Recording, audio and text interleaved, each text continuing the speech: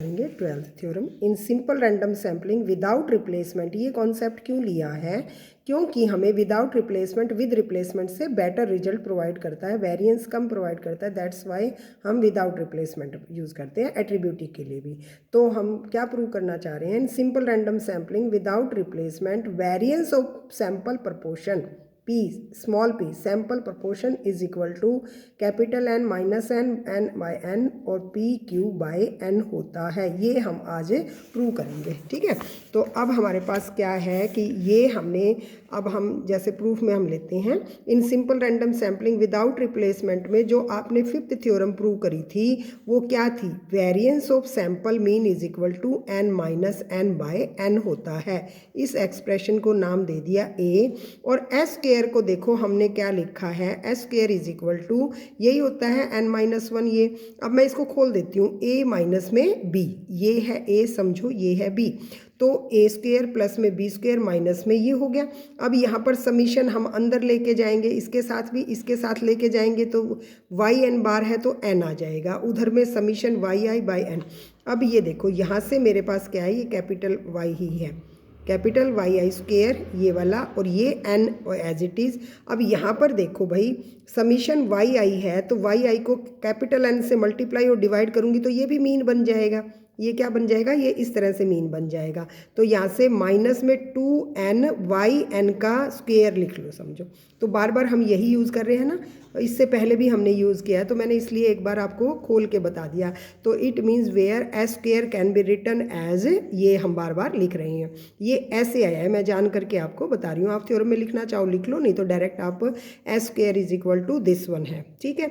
Also in attributive data में हमने बताया कि mean of population is equal to A by N which is equal to capital P, और कहीं A use करना हो तो इसको N से मल्टीप्लाई कर देते हैं, ठीक है। तो हमें क्या यूज़ करना है? हमें तो ये यूज़ करना है जहाँ पर हमने y बार कर रखा है, ठीक है।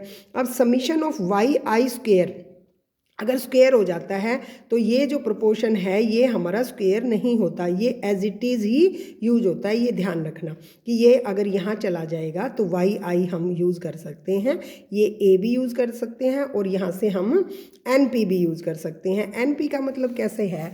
जैसे मैंने पहले भी बताया था 100 हमारी पॉपुलेशन है, उसमें से मैंने सैंपल आपको 50 का ले लिया, ठीक है बेटे। अब हमारे पास इसके अंदर हमारे पास 2 क्लास है, A भी है और A डैश भी है।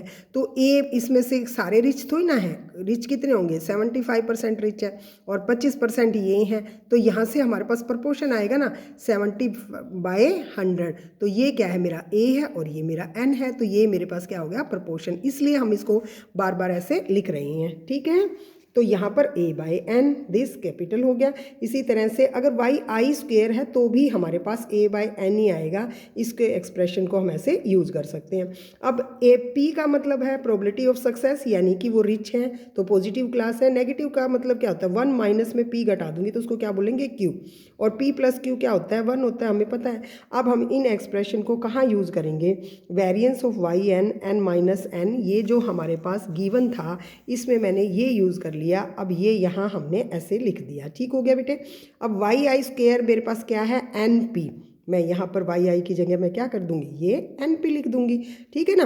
अब इसके बाद N और ये क्या है? ये P लिख सकते हैं इसके बारे में, Y bar is equal to population proportion, तो ये हो गया P स्क्वेयर। यहाँ से हम क्या कॉमन निकाल सकते हैं? NP कॉमन निकाल लें।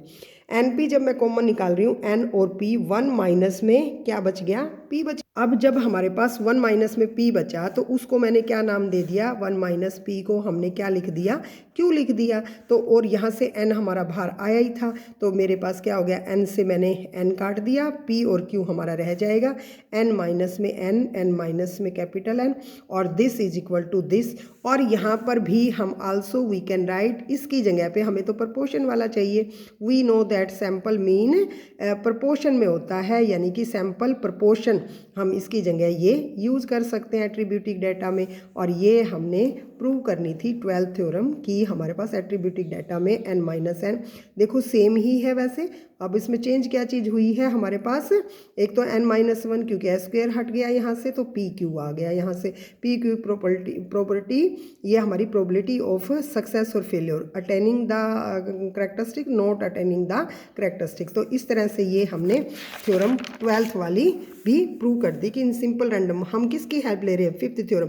मैंने पहले भी बोला था 5th theorem is very very important. Without इस तरह से देखो लेके, और ये वैल्यू बिल्कुल छोटी बन जाती है अगर हम ये एक्सप्रेशन ना ले, वेरिएंस ऑफ वाई एन बार को सीधा हमने ये लिख दिया।